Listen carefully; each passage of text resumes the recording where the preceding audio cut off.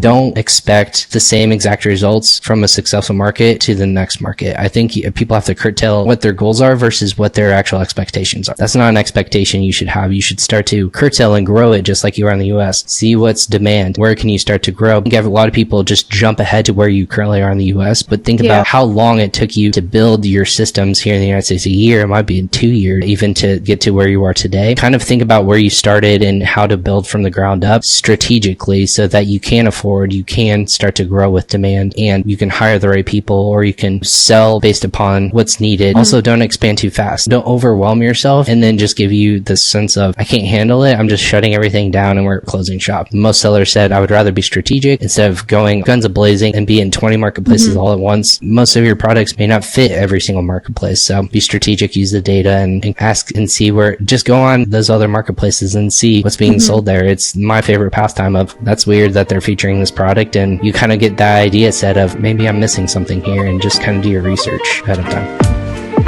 Hello everyone and welcome back to Expert Interviews. I am joined today by Ryan Cramer. He is the head of marketing and growth at Frisbee. And one of the things that they help with is allowing sellers to grow their sales by selling in other marketplaces. So there's quite a few different ways that you can go about expanding your Amazon sales. Of course, adding new products, growing your current products up. But another great one is just taking the products that you are already selling on one marketplace and then going into another Amazon marketplace. So kind of the same platform, but there are some difficulties, things you should watch out for, things you should be aware of if that is kind of a growth plan that you're looking to do. So I'm really excited to have Ryan on and be able to tell us all about what we should expect and how to go about expanding. But first off, Ryan, thank you for joining us today. I would love for you to give just a quick overview of yourself and Frisbee and what you all do. Yeah, again, thanks for having me on here. It's always fun to talk with, I call friends of the show, or in general, we just get to bounce back ideas back and forth, but just love to talk with your audience a little bit about myself for once today, I guess.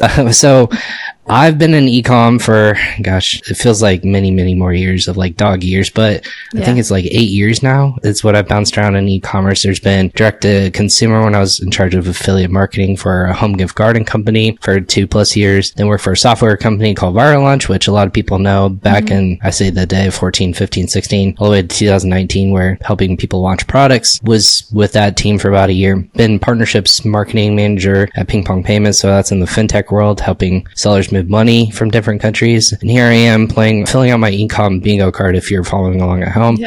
Doing international growth and expansion, which is more broad, but more in the shipping logistics growth space, and really trying to build the advocacy. And yeah, here we are today. So it's been fun and kind of helping people grow in different facets of their e-com world. Yeah, I know. I love that. Definitely a theme of helping sellers grow in various different ways, like you said, with product launches, or if you are trying to launch additional products, cash flow is definitely a thing. So dealing with the payment processing, and then now in logistics, and then helping in other marketplaces. I'd love to start digging into this concept a bit, because there's probably a lot of sellers that have heard of expanding into marketplaces. I've had some sellers ask, if you expand into this marketplace, can you all support us there? And we do. We handle, advertising in other marketplaces. We all say yes. And then really, do I find, do a lot of our sellers actually move on that? They kind of look at it, they ask some questions, they get an idea, and then they're like, never really take action on it. And I think that has to do a lot with being a bit unsure. So hopefully we can peel back the layers and give some clarity. When should a seller start thinking about expanding into another marketplace? When does that make sense for them? That's a good question. So for every brand, and this is probably what you hear with a lot of clients, it always depends on where you are in your journey, right? Of what's your goal ultimately? What products are you selling? All those start the process and where you feel comfortable, whether it be financially, your goal for your business or your company, how many people are there to support it. So it really depends. So when we typically have conversations with customers, they're like, testing the waters. It's like, hey, I'm going to dip my toe. I know that we're getting sales through programs like NARF, or we have Amazon calling us, the global sales teams bugging us constantly about trying to build my brand and taking it from one marketplace to one of Amazon's 21+. And those are all good signs of and indicators that you're probably on a precipice interest of looking into that marketplace, whether it be Canada, which is where we first see that first progression, if you will. In North America, it seems the most similar. And a lot of people go similar paths, like go to Europe, then you go to Australia or Japan or something along those lines. But really, when it's right for you, when you have a handle on your sales, your marketing, you feel like you've gone to a place where you feel comfortable, or you have the support and the time in order to understand new markets. And again, it's not easy, just like all the time you put into the US market. More than likely, the easiest way to expand your brand is going to be through Amazon's channels. I would fight it and say it's probably up there with your own D2C website if you're looking to grow on other channels, or Walmart.com. Amazon's really putting a lot of money into international growth and expansion. You see that in their small business reports of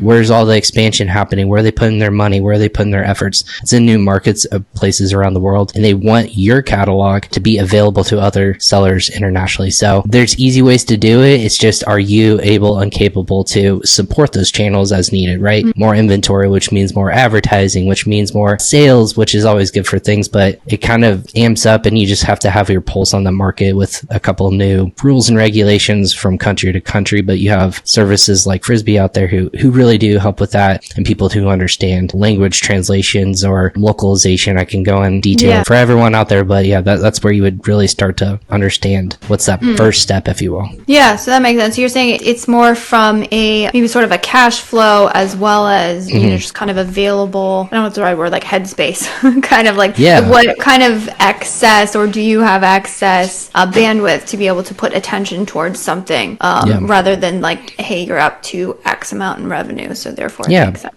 And you're probably asking these questions when you're on consultation calls or internal meetings with your team on, hey, margin, you're talking about margins, or it's getting more expensive to compete in my category. How can we gain competitive advantage in the US? But you might ask those same questions and look for that same customer in other marketplaces, right? Because believe it or not, United States only has 350 million people, 330. There's billions of people in the world who are using marketplaces. There's 200 plus marketplaces in the world. Amazon's just one of them. But that is one that's fastly getting hold of in 21 marketplaces. And you don't have to be in all of them. We have customers who are happy in Japan, and people from Australia buy in Japan, or vice versa. Or in Europe, you're in Germany and people in Italy buy in Germany, or UK buys. And there's a lot of cross-border commerce happening when it comes to international buying. And it's the same if you have your D2C website, right? People find that website through Google, and it doesn't just stop you from shipping to those countries. It's just, how do they find you? But it's a built-in audience, just like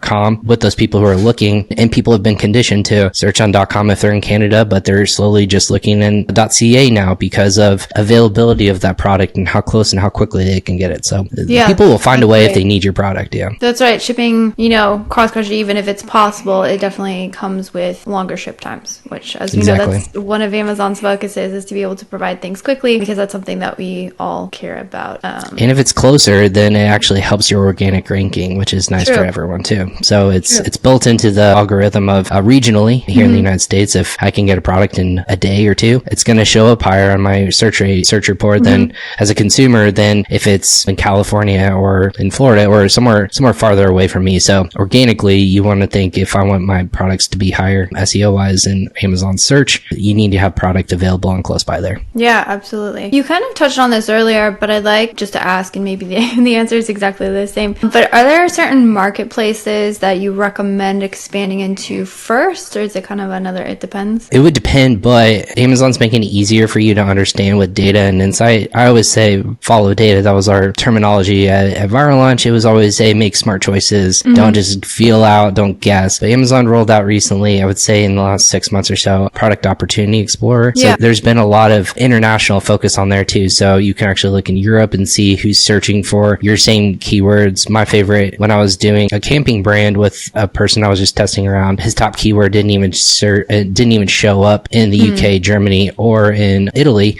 because obviously they search for different cadences. So it was camping blanket, but people were searching for camping gear or camping warm items to go when you go camping, right? His number one search term in the US didn't even apply in those marketplaces. So you can now start to see how people are searching for products like yours, and then also what's the demand, right, of that whole year. window that you can look for. It's free to use. It's within Seller Central. So Amazon's giving a lot more insight on where other markets in the world are starting to search for products might be like yours. So obviously follow data. It's easier if your products are locally here in the United States. Again, if you're getting sales in one market through the NARF program, or if you happen to be signed up through the Pan EU program, which is sending inventory there and it gets distributed amongst their network, you can start to track and see, hey, where am I getting sales from? And then really start to see if it makes sense to go directly into that market and go from there, really. So as you start to expand and kind of do your research, go based upon where people are searching for those products, because if you're first to market, you might gain some market share there. But data is constantly changing, right? The demand and how people adapt and are using Amazon, that's constantly evolving here in the United States, but that applies globally as well. So you have to always check in every once in a while and say, hey, maybe now's the time to expand my camping brand to Europe, or my dog toys or my dog foods. There's a lot of supplements that are pretty hot in different places around the world, but you're constantly making sure you understand both the timelines and the data that help support, so you can pull those triggers when you're ready. Yeah, that makes a lot of sense. So in a lot of ways, it's probably not as intensive research as you would do when you are launching a product, obviously, because at that point you're just trying to find, you're looking at a larger range. But it might be that you're looking at your catalog and say, kind of reverse engineering, like, I have these products, this is kind of the demand I see in these markets for these products, and then making, like you said, data-based decisions, which we all should be making when it comes to determining like where you should expand, versus just saying like, oh, I've heard this market is great, and not being sure of what the demand looks like in that market. Yeah, it's funny too, because unlike search, because sometimes in the United States people are looking for stuff that they know is there, it might not even be available. So you might have to go to like Google Analytics, or you might have to go to certain other outside data sets if people are searching in that area, because a lot of people are just, I want to try one product, and that one product might be fantastic in the United States,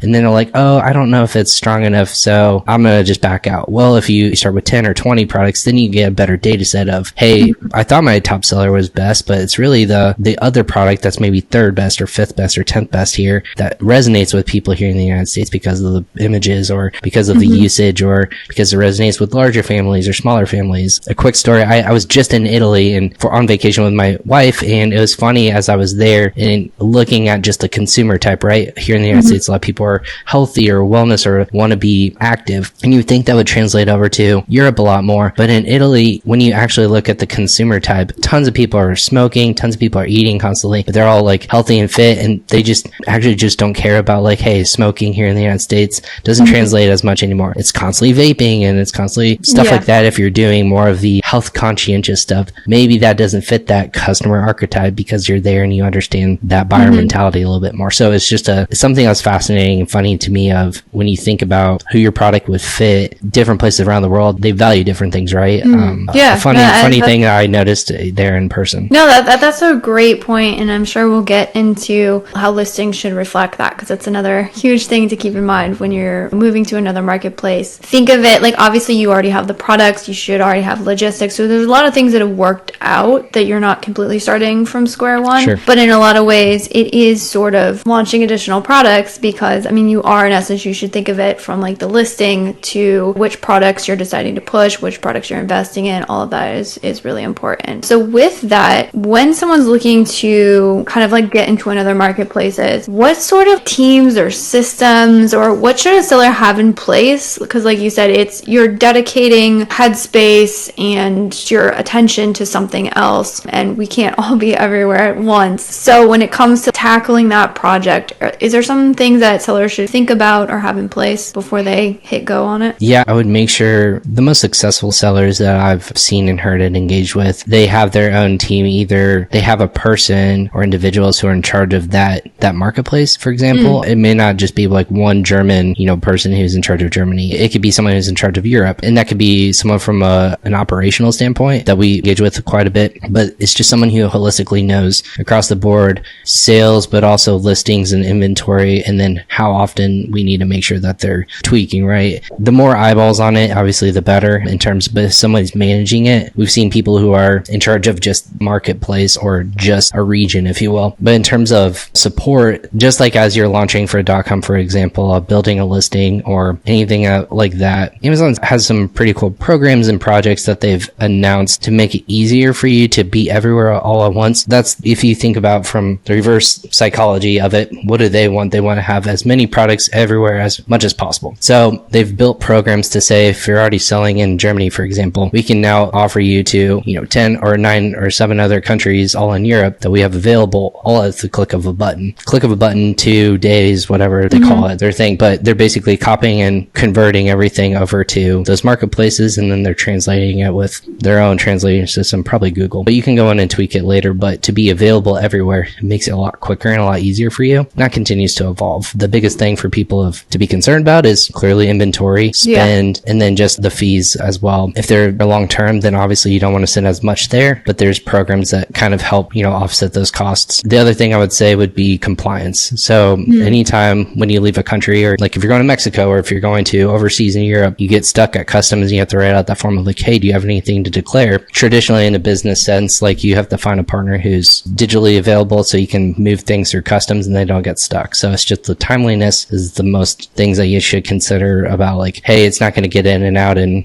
within this window. You need to make sure that you have somebody who can clear the way. It doesn't take more time for you to have to sit there and understand. You just want people to do that legwork ahead of time, and then all you have to do is just kind of send the processes from there. Those are things I would consider of timeliness of getting things from one country to another. How quickly do you want to expand? You can obviously tailor it to who's in charge of it, and then having the people to support it and give it the right time and the right effort. Don't have to do it. I would say make sure you know what you're doing and spend that right amount of time managing it. Yeah, and that's great advice. That's kind of been, I'm not over this world or not as deep into this world, but I have seen, just other clients who've worked to expand and then kind of realize that they don't have maybe the team in place, or they don't have the time and attention needed to really, because it is like you are managing an individual marketplace. So some of these markets are not as large as the US, so maybe the amount of shipments you have in or the amount of replenishments you have might not be as high, but it's still, you have to create the inventory, you have to create the shipment plans, you have to get them in, you have to worry about them going through into the country. Like there's a lot of moving pieces. So as you expand marketplaces, you just exponentially increase the amount of moving pieces, which again, the benefit is, increase in sales and a way to expand where if you have like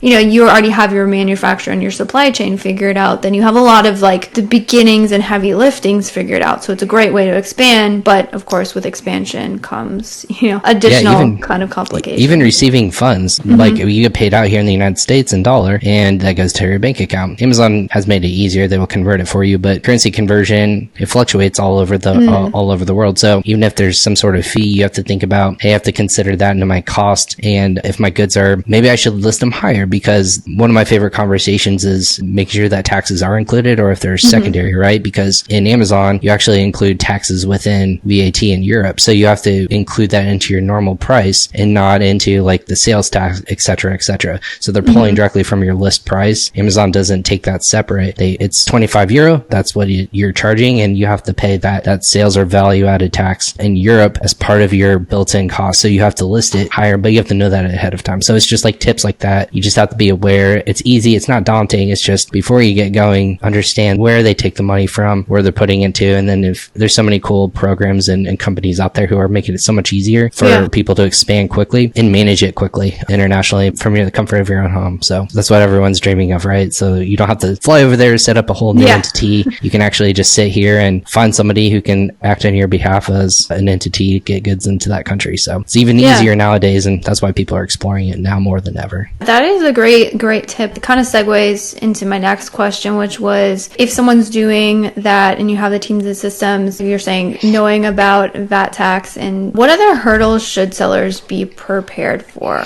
Maybe not hurdles. Yeah, hurdles is probably a good word. Yeah. I think it would be, there's obviously the governmental hurdles. It's kind of funny when you have to think about where in the world your products are going, and speaking to that customer. For example, start with a customer.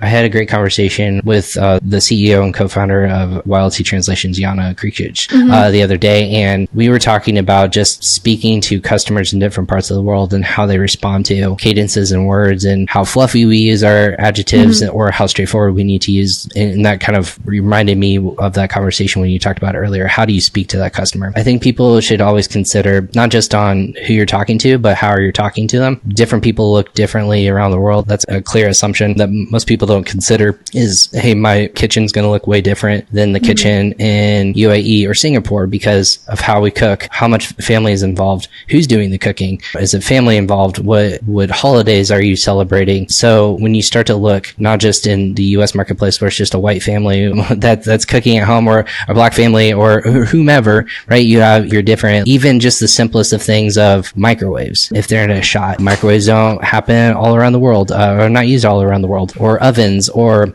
even the refrigerator size, or what's in your refrigerator. So people can even start to look at the imagery and how it's positioned, or just the faces that you're using. It all affects how you speak to that customer. So you have to really kind of dig into, how do I want to speak to them, and what am I really selling them? It might be different from one country to another. The other thing I think we really didn't really touch on is, don't expect the same exact results from a successful market to the next market. I think people have to curtail what their goals are versus what their actual expectations are, right? So I'm not going to replicate, if I'm selling $500,000 of goods a month here in the United States, I'm not asking you, or I'm not suggesting that I can just cut and paste that into Canada for you. I don't think that may be an expectation you should have, but a lot of people are like, oh, for inventory, I need to have the exact same amount of US to that. I can't afford that. That's not an expectation you should have. You should start to curtail and grow it just like you are in the US. See what's demand. Where can you start to grow? Because obviously, I think a lot of people just jump ahead to where you currently are in the US, but think about how long it took you to build your systems here in the United States. A year, it might be in 2 years, even to get to where you are today. Kind of think about where you started and how to build from the ground up strategically so that you can afford, you can start to grow with demand, and you can hire the right people, or you can, sell based upon what's needed. Also, don't expand too fast. Don't overwhelm yourself and then just give you this sense of, I can't handle it, I'm just shutting everything down and we're closing shop. Most sellers said, I would rather be strategic instead of going guns a-blazing and be in 20 marketplaces all at once. Most of your products may not fit every single marketplace. So be strategic, use the data, and kind of ask and see where, just go on like those other marketplaces and see what's being sold there. It's my favorite pastime of, that's weird that they're featuring this product, and you kind of get that idea set of, maybe I'm missing something here, and just kind of do your research ahead of time. Yeah, that's a great point. And I assume expectations of selling, like you said, nothing comes out of the gate guns blazing. We all know kind of like the whole product launch cycle that we have here in the US. And sometimes it is easier in other marketplaces because competition is less. But the other thing that you have the trade-off with lesser competition is just lesser search volume oftentimes. Right. But then PPC cost might be less than over there. It's funny, even if you think about Japan, I know you're a PPC agency, so if you're looking at just PPC, my favorite to look at and do research in is Japan, because there's actually 4 different cadences of language that you have to speak to. So it's almost like 4 different campaigns for the same search term. So it's like, how do you speak to them based upon the region in Japan of who's looking at it? And then your imagery has to change. They're very vibrant. They like pictures. They want to see everything on there. They want to know what's in the product. So it's completely different in one marketplace versus here. It's just the white background that's clean and cut, and like it's featured in a setting perfectly. People want to have like their hands on it. They want to know like, if I'm holding this product, what am I expecting? So such a cool ecosystem world. Amazon's just made it really easy to get in front of that market. But then how do you speak to that constantly and like make them trust you? There's a loyalty aspect to it. In Japan, there's in Germany, they don't want to just cut through the crap and just tell me what this product does. Don't fluff it with me. It's cool how you have to pitch your product or like sell your product in those places around the world. Yeah, that's a great point. It is really interesting, the nuances of culture. Sometimes maybe in the US, it's quite large, and there's a lot of other countries that look to here for like what we're doing, but we're not the center of everyone's universe. So kind of immersing yourself in someone else's universe and identifying how to best speak to them is definitely how you should go about it. 100% agree. Yep. So if someone was going to get started, so we kind of talked about, the backsides or things, but if someone wanted to set themselves up for success in the beginning, what are some of maybe the things, and you might have already touched on most of them, that they should be doing from day one instead of figuring out that it's an issue later and then having to pivot off of it? Yeah. So making sure compliance-wise, I think that's the first thing most people don't think about, is go to a company or understand or just ask the questions, whether it be Amazon, or they can point you to a direction, or our business does this for a lot of people for free. They ask us how long would it take for us to get up and running in said country. And we've developed some really cool things where it actually has, you have the ability to say like timeline based upon like, hey, registration for your product based upon your product type. So we kind of set that stage ahead of time to give you that power of, oh, okay, Canada maybe takes only a few weeks, or Japan takes 6 months. That's a lot different. I need to start that today if I want to launch it for 2024 to get up and running before the new year, right? So setting expectations ahead of time and knowing that timeline. The secondary thing would be knowing your compliance issues for different countries. You're going to run into problems everywhere in the world if you are a compliant, whether it's a topical or a digestible product. So I'm talking about anything that's putting on or in you, both for pets and animals or for humans. That's just going to be the way of the world, and it's going to be different. And then understanding like packaging. France and Germany, they have EPR requirements, which is environmental protection requirements.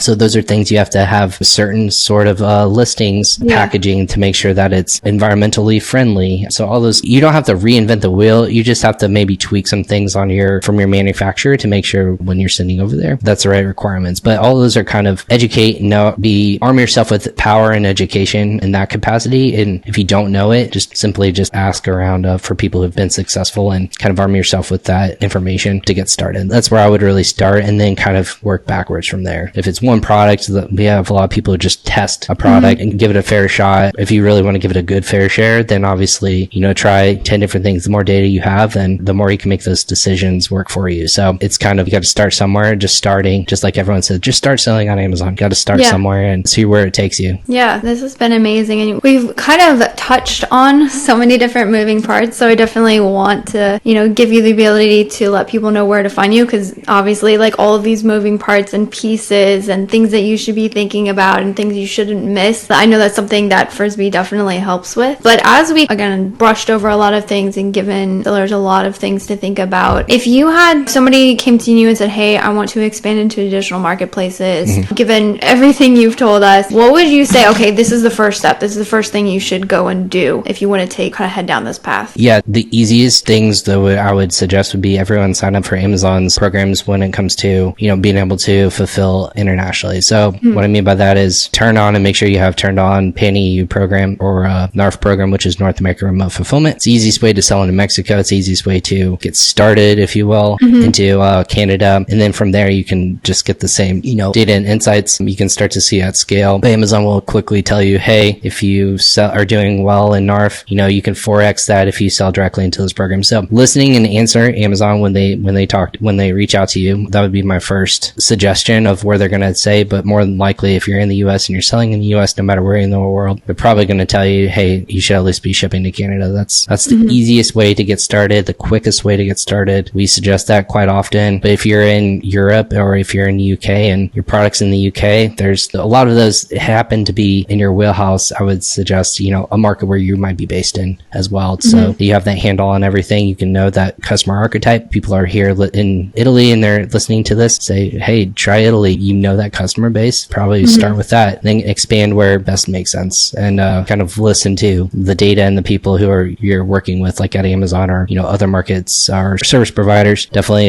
check it out and see what they have to say. Awesome. Well, this has been so informative. I really appreciate this. So for anyone listening in and saying, okay, this is great, I know I want to get started, I lack maybe the team and the headspace to deal with this, where can someone get a hold of you all? Yeah, it's really easy. It's just frisbee.com. You don't find many companies anymore that have 6 letters in your name, so it's really easy to remember. Or you can reach out to me directly. It's just Ryan@frisbee.com. Just mention this talk and what you heard, and we can get you in touch with our expansion specialist team. So we have the best of both worlds, right? So we're a partner with Amazon's global sales team. They consult with us and are like, hey, we have a seller who really wants to expand to this country, and we actually take Amazon's referral and we help them out in that capacity. So don't hear that too much. But then also we're consulting with people all the time. We look at your listing. We say, this is what we suggest. Give you that timeline. Like I mentioned, these might be the issues, free consultations. So you can just reach out to us or at support@frisbee.com and just see where you can start. And the information, I've had people for years now who've said, now I'm finally ready for Canada. Great. That was like 2 years ago when we talked. So it just takes time for different brands, and there's no real timeline besides your timeline. And we're here to support every step of the way. So just check us out. Definitely. And I always find that good sellers ask questions and they seek advice from those who they know are experts in that. So maybe not quite ready yet, but if you're interested, I definitely recommend getting a hold of Ryan and his team, and we'll definitely put all those links and email addresses below so you can go check it out. Get another opinion from somebody who's been there, done that a lot. So, of course. Ryan, thanks so much for coming on. This has been absolutely great. Appreciate it. Talking again. Thanks, everyone.